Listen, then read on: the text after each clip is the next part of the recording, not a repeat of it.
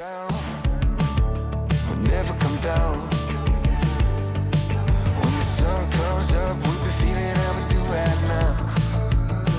My heart's on fire, coming down to the wire. While the world sleeps, we'll keep burning brighter and brighter. The beginning of October is a critical decision-making time for setting up the pasture for the summer period. We have to balance quality and quantity with rotation length while taking as much hay and silage as we can when a genuine surplus presents itself. If we do that job well, we have lots of options at the beginning of December.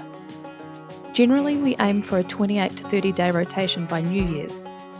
We knew this when we committed our hay paddocks, and that dictated the area we allocated, so even if we don't have haymaking weather before Christmas, we will be able to achieve that 30-day summer rotation length. Our farm is not irrigated, so we are totally dependent on rainfall during the summer. Ideally, we need 25mm of rain per week to keep the grass growing. November and the first week of December seemed a bit drier than normal, and we were getting a little lean on soil moisture. Fortunately, we got a helpful drop of rain overnight, but not enough to set us up until New Year's. Even though it hadn't been wet, it also hadn't been dry and hot enough to make hay, and we were starting to get itchy feet about getting the hay baled before Christmas. Oh, I've seen two.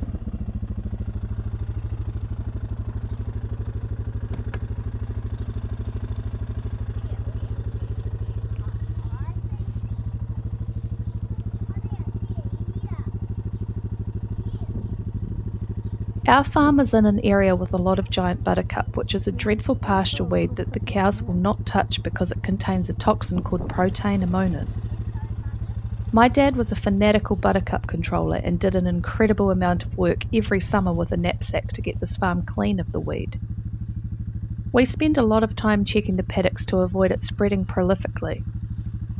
Generally, each round I find 1 or 2 plants in each paddock, which is needed because 1 year's seeds is 7 years' weeds. That makes it particularly important to keep an eye on the hay paddocks. It is probably not very economical to do it this way, but the prills mean there is next to no collateral damage because you can apply it more directly than spray.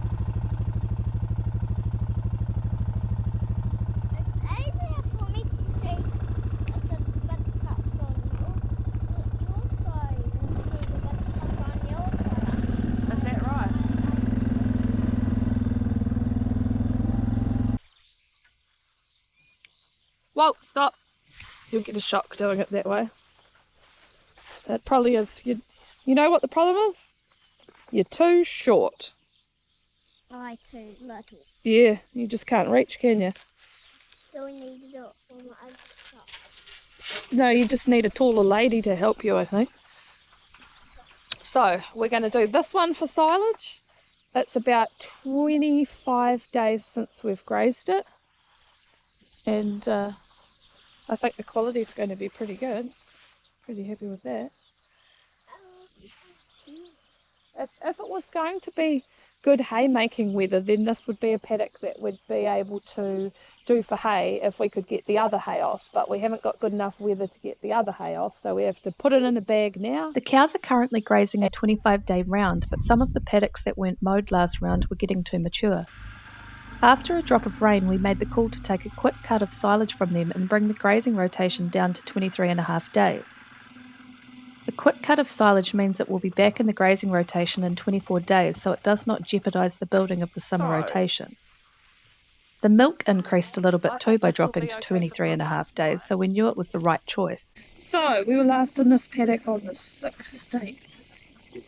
So 16, that's 14, plus 10 is 24 or 23, so that's 23.5 days. Because we had cut more silage, it was possible to stop topping for a few days and let the cows do the grazing themselves. The silage paddocks will come back into rotation when we are due to go into the paddocks the cows are grazing at the moment. As the days get longer and warmer, I think the cows prefer grazing over topped grass because it dries out too quickly. The quality is good and they seem to eat them out pretty well.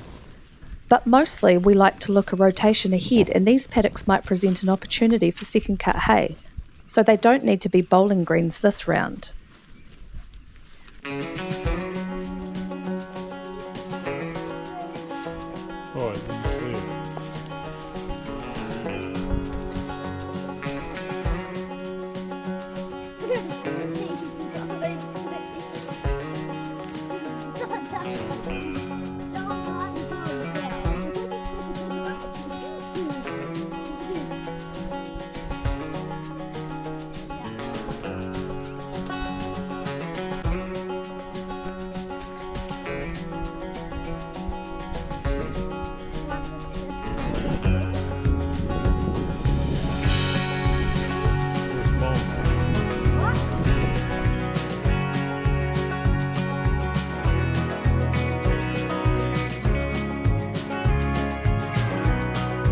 When I first started farming and was full of energy, I used to plant meter the farm every 2 weeks to monitor pasture growth and pasture cover.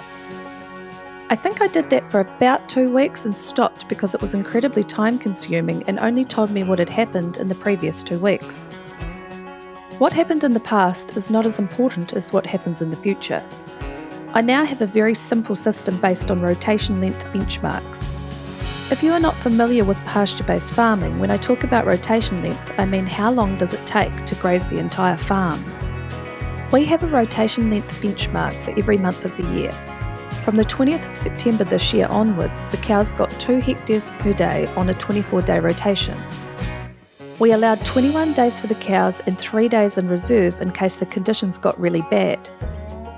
We ended up needing 22 days and the other 2 days' worth was cut for silage. If we went less than 20 days, it would be more difficult to build cover heading into summer, and I personally think the grass becomes less stable nutritionally for the cows.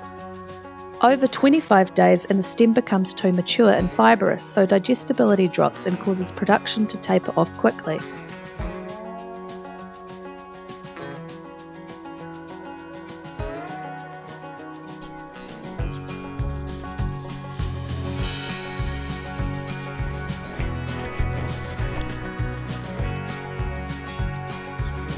In other news, we got the processing information for Big Red.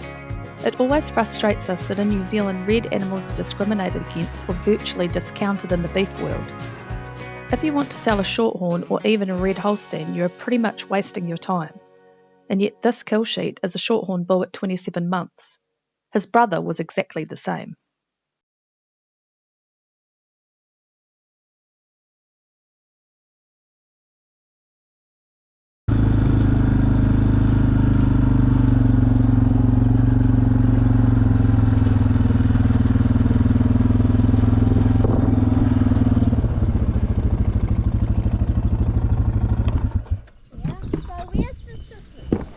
Well, you'll have to hunt for one, won't you? You have to find a really good option, and then we'll have to run it past baby Adam, and then we can get it. Hey Adam, do you want to get a Christmas tree? Is that really exciting? It's your first Christmas, isn't it? Right, come here. It will be noisy, Emma. It's going to be really noisy, Emma. Yes, sir. But you... Top of your ears. Right. You sit here. Yeah. Is one enough? Yeah. I'll be noisy. In a minute, so tell me noisy. It's going to get noisy, Ammo.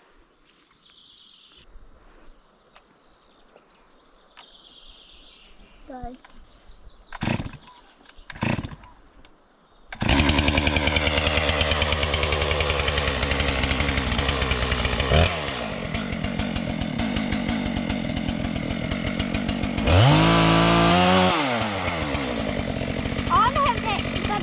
We need 2 little trees for Anthony's room and Ammo. That one? You choose which one is the best option, Anthony. I want to have Teddy. Or do you want this one? This one is already here. No. Why not? Why not? No. Is it too little pissy? Well, That one. this one? Yeah, that one. That's how bad I want it. Yeah. It's gonna be more in a minute. Yeah.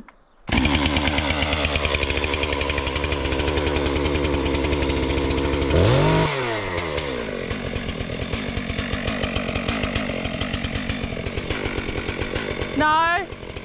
No! That's a bit big for Emma, isn't it? It's a huge one for Emma. He's only a little pissy baby. He doesn't need a huge tree like that. Oh, that is a good one. That one was a good one for me. Yeah. Thank you. Thank you, Billy. What do you think of this one? For Emma's little room tree.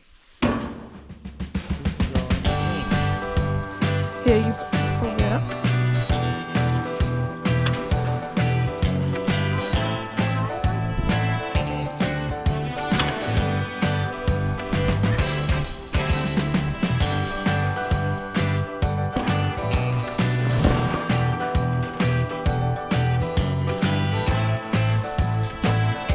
I can put that one there. How's that, Adam? Where's the pun, Anthony?